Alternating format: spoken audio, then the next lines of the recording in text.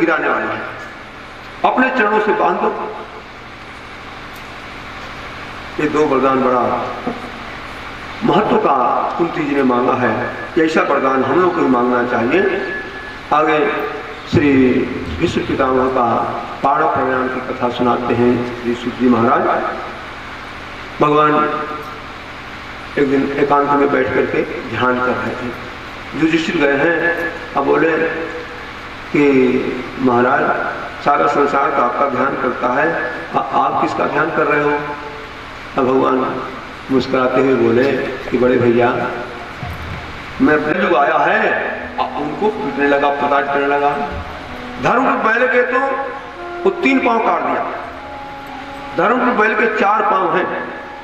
तपः शौचम दया सत्यम इति पादाकृते कृतः। 4 पांव हैं। प्रथम है सत्य, तप, शौच माने पवित्रता, और दया, दया माने दान। इस श्लोक का अनुवाद पूज्यपाद गोस्वामी तुलसीदास महाराज ने रामायण में किया है, रामचरितमानस में। प्रगट 4 पद धर्म के कलियुग एक प्रधान, जेन कीन विधि ने दान करे कल्याण। कलयुग में 3 पांव कलयुग ने काट दिया है। न यहाँ सत्य रह गया है, न तप रह गया है, और न शौच रह गया, पवित्रता रह गई है। एक पांव दया, दया माने दान, दान रह गया है। दान, एक पांव पर धर्म इस कलयुग में टिका हुआ है। दान कलयुग में बड़ा कल्याण करता है सज्जनों। लिखा है शास्त्र में, दानम दुर्गति नास्ति। बड़े बड़ी दुर्गत जो विपत्ति है दान देने से वो टल जाती है। इसलिए हमारे धर्म शास्त्रों में लिखा है, जब बीमारी आवे, जब कोई विपत्ति परेशानी आवे, तो भाई उसके लिए प्रयास तो करें। बीमारी आवे डॉक्टर के पास जाएं, लेकिन साथ साथ उसके लिए कोई धर्म अनुष्ठान करता है, उसके लिए दान दक्षिणा दे, तो वो सहज में ही वो समाप्त हो जाता है रोग। उससे विपत्ति आती है तो विपत्ति का प्रतिकार तो करें, साथ साथ थोड़ा धर्म से जुड़ जाए, और धर्म कर्म करेंगे तो हमारी विपत्ति चली जाएगी। परीक्षित महाराज ने देखा कि मेरे राज्य में इतना बड़ा धर्म, गौ बैल को कोई पीट रहा है तो तलवार निकाल कर टूट पड़े, अरे दुष्ट, तू राजा का तो भेष बनाया है, लेकिन लगता है कोई तू नीच पुरुष है, मेरे राज्य में तू रह नहीं सकता है, अभी तुमको मार डालता हूं। और जो ही तलवार उठाया है, झट मुकुट को उतार करके और चरणों को पकड़ लिया। महाराज मैं आपके शरणागत हूं, मेरे जीवन की रक्षा करो, प्राण दान दो। परीक्षित ने कहा कि ठीक है, तुमको मारूंगा तो नहीं, तू मेरे राज्य से निकल जा। कलयुग ने कहा कि महाराज मैं कहाँ जाऊं, जहां जाता हूं वहां आपका ही राज्य है। हम 4 भाई हैं, सत्य त्रेता द्वापर कलयुग, अब मेरा समय है, मैं आपके शरण में हूं, हमको कोई जगह निश्चित करो, जहां बताओगे वहीं रहूंगा। और ऐसा निवेदन करने पर 4 जगह परीक्षित ने कलयुग को जगह दिया है। कहाँ कहाँ? द्यूतम पानम स्त्रियः सूना यत्रा धर्मस्य चतुर्विधा। द्यूतम माने जुआ, जो जुआ खेलता है, जुआ का पैसा घर में आता है, ध्यान से सुनने की बात है, बड़ी मालूम बात है।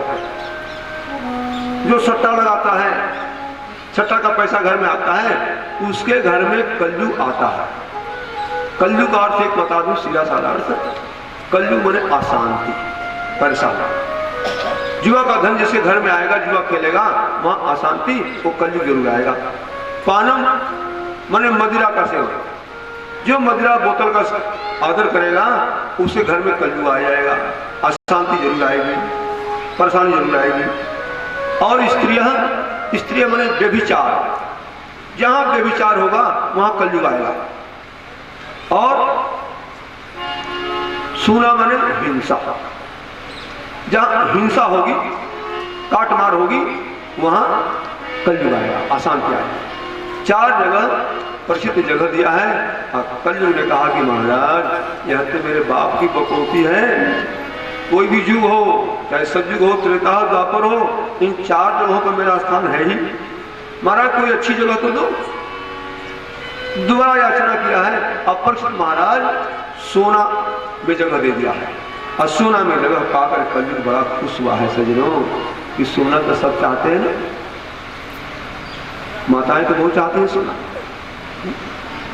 समय तो जा रहा है सोना का, लेकिन राजस्थान में तो चांदी से मोटे मोटे आभूषण से पहनते थे पहले हैं, लेकिन समझ लो उसमें कलयुग रहता है। सोना में कलयुग रहता है।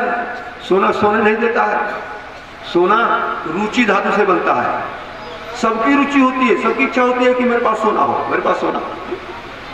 लेकिन सोना अर्थे सब अनर्थ है। अर्थ में सारा अनर्थ भरा हुआ है। सारा जो परेशानी है वो अर्थ सोना को लेकर है सही। लेकिन एक बात बड़ी पते की है, देखो सोना में कलयुग का निवास है और सोना भगवान का स्वरूप बताया गया है। वेदों में भगवान का स्वरूप कैसा बताया गया है? हिरण्यमय। हिरण्यमय सोना, भगवान का स्वरूप सोने के समान है। और भागवत में भी जहाँ अपने विभूतियों का भगवान वर्णन करते हैं वहाँ कहते हैं धातु नाम अस्मिन कांचन, मैं धातुओं में कांचन माने सोना हूँ। तो भगवान सोना भगवान का स्वरूप है। धातु में सोना में भगवान का रूप है, विभूति भगवान की। कलयुग कैसे निवास करता है? तो कहने का तात्पर्य सज्जनों कि जो सोना माने रुपया पैसा छल से, कपट से, झूठ से, बेईमानी से हम लाएंगे उसमें कलयुग होगा। और जो परिश्रम से धन कमाएंगे उसमें कलयुग, उसमें तो भगवान होगा। परिश्रम के धन में कलयुग नहीं है। परिश्रम धन तो भगवान है कि भगवान भी सोना का रूप है। और अनैतिक पूर्वक जो धन आएगा उसमें सोना है। सोना से किसी की तृप्ति नहीं होती है सजन। मैंने एक कथा पढ़ा था एक बार, स्वामी विवेकानंद की एक पुस्तक थी, उसमें लिखा था एक यूनान का राजा था, उसका नाम था मीदास। उसके पास अपार संपत्ति थी लेकिन उसको कभी संतोष नहीं था। वो किसी देवदूत की वो तपस्या किया, आराधना किया कि हमको बहुत धन मिल जाए। बहुत दिनों तक तपस्या करते, आराधना करते करते व्यतीत हो गया। एक दिन देवदूत उसके सामने प्रकट हो गया। अब बोले कि वरदान मांगो। और मीदास नाम का राजा जो था उसने वरदान मांगा, महाराज जिस वस्तु को मैं छू दूं वो सोने की हो जाए। और देवदूत का आशीर्वाद कहकर चला गया। बड़ा खुश हुआ, यह खूब खुश हुआ, हमारी बहुत दिनों की इच्छा पूरी हुई है। खुशी खुशी घर आया है। पत्नी से बोला कि आज भोजन बनाओ, आज तो मैं बहुत ज्यादा भोजन करूंगा क्योंकि हमारी बहुत दिनों की अभिलाषा पूरी हुई है। अब पत्नी नौकर चाकरों के साथ रसोई में चली गई और इधर तो खुशी से मारे और सब वस्तु को छू रहा है। जिस वस्तु को छू रहा है सब सोने की होती जा रही है, सब सोने की होती जा रही है। खूब नाच रहा है, खूब नाच रहा है खुशी में और छूता जा रहा है। इतने भोजन तैयार हो गया। भोजन आया, पत्नी ने सामने रख दिया। गिलास को छुआ, गिलास सोने की हो गई। कटोरी को छुआ, कटोरी सोने की हो गई। थाली को छुआ, थाली सोने की हो गई। अभी खुश हो रहा है। और इसके बाद अब रोटी को स्पर्श किया, रोटी को हाथ में जो है लिया, रोटी सोने की हो गई। उसके बाद दाल पर हाथ गया, दाल सोने की हो गई। उसके बाद सब्जी पर हाथ गया, सब्जी सोने की हो गई। अब भूख तो लगी है, क्षुधा बड़ी उसको लगी हुई है बड़ी जोरों से, और जिसको हाथ छूता है सोने को हो जाती है। अब खावे क्या? अरे हम सोना खाएंगे?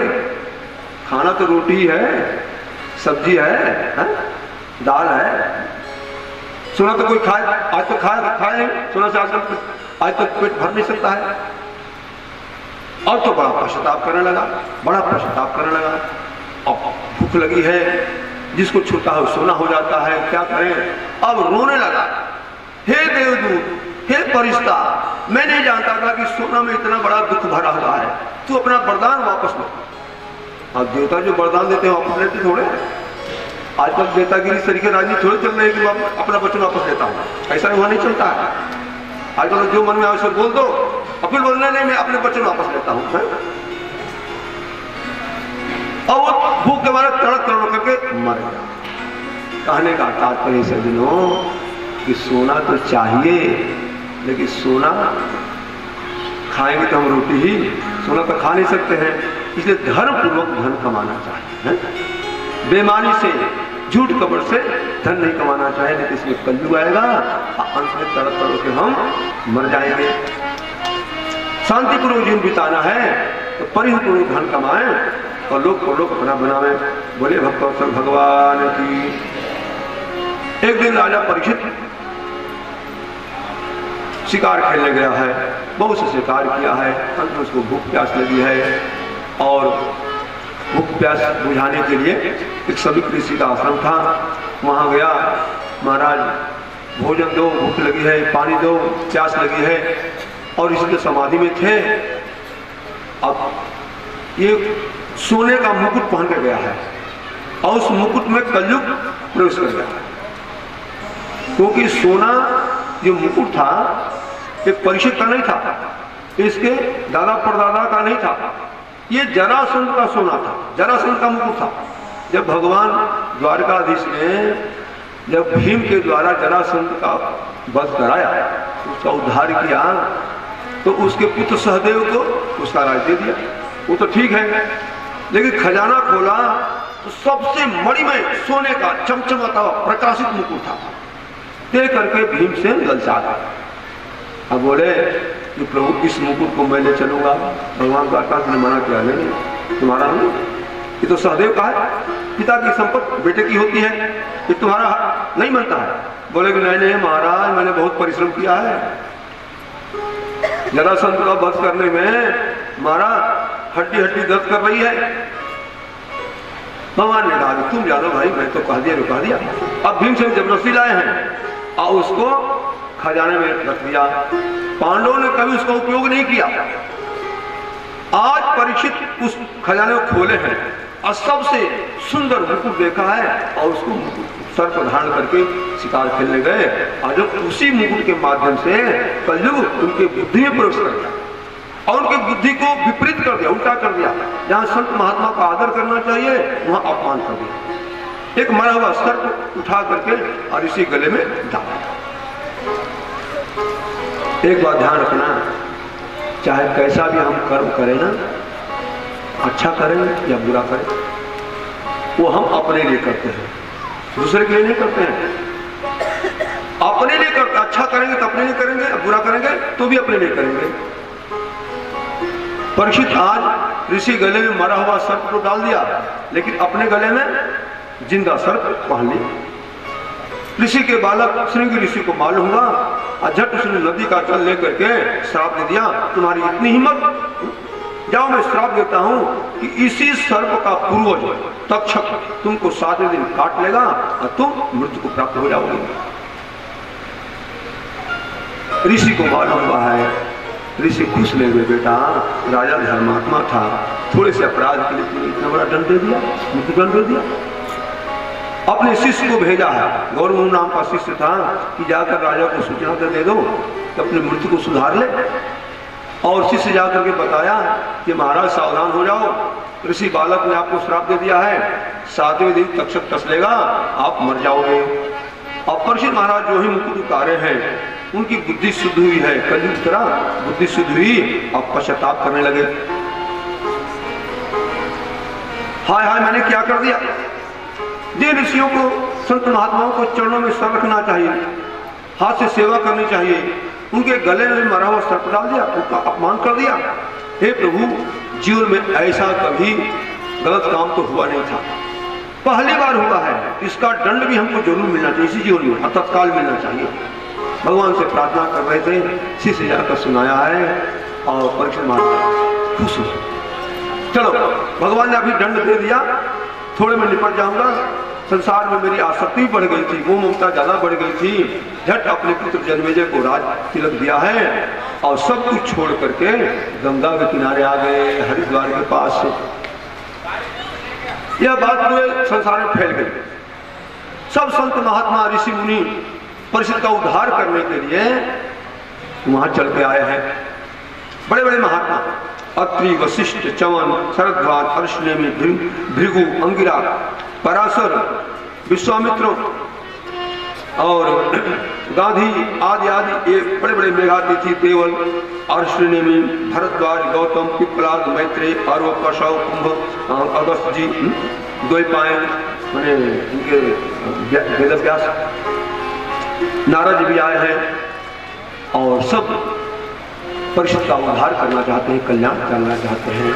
हम धर्म कर्म करेंगे ना तो धर्म हमारी रक्षा करता है। समझ लो प्रसिद्ध धर्मात्मा था, इसलिए बड़े बड़े संत महापुरुष इसके कल्याण के लिए चल के आए हैं और सबका आदर किया है। परीक्षित अब परीक्षित आदर करके कहता है कि महाराज, हालांकि राजाओं में मैं अधम हूं, क्षत्रियों में अधम हूं, क्योंकि एक संत का मेरे से अपराध हुआ, लेकिन तो भी मैं बड़ा भाग्यशाली हूं। मैं धन्यतम हूं। धन्यतम कैसे हूं कि आप लोग बिना बुलाए मेरे कल्याण के लिए आ गए हैं। जिसके लिए बिना बुलाए कोई संत महात्मा चला जाए, उसका कल्याण चाहे, वास्तव में वो धन्य नहीं है, वो तो धन्यतम है।